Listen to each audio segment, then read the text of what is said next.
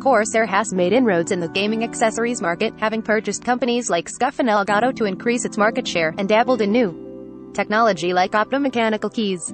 Still, it's Corsair's mechanical keyboards that we at Engadget love the most. They're often included in our gift guides and best of lists. This year, Corsair is going back to basics with the latest revision to its classic K70 RGB Pro, which packs in a solid enclosure and bright lighting alongside that signature typing experience.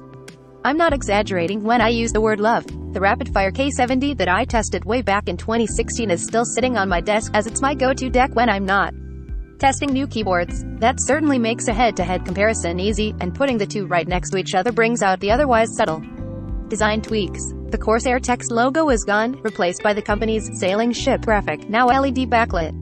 The font on the keys has been changed to a narrower sans serif font that doesn't scream gamer quite as loudly. Corsair keyboards have always been more office-friendly than other gaming accessories, but now they're just office-friendly, period. Onlookers might not realize right away that what they're looking at is a gaming keyboard at all.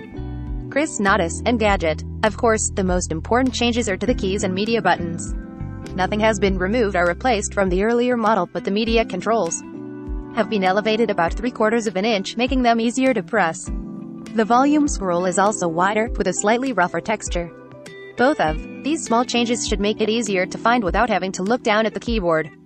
For a direct comparison of the keys, I chose to receive the new K70 with MX speed keys, which took me a while to get used to years ago, but now are second nature for me. The typing experience is still crisp and excellent, though it seems to require just a tad more force to press.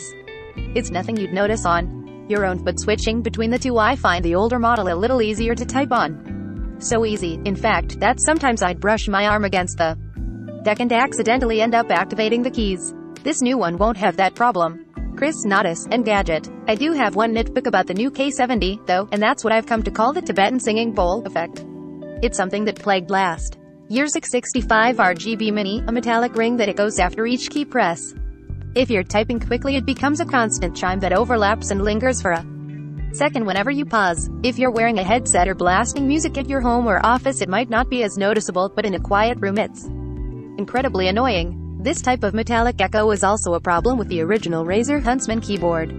That was the company's debut offering with optomechanical keys, and I wasn't sold on the concept at first because of that hollow ringing. But the revision from this past September added padding underneath to cut down on the echo, making for a much better typing experience. I can only hope that Corsair takes the hint and makes similar improvements to its own keyboards if it wants to stay on top. But the new K70 is still a solid, top-of-the-line deck, and you can grab one today starting at $160. All products recommended by Engadget are selected by our editorial team, independent of our parent company.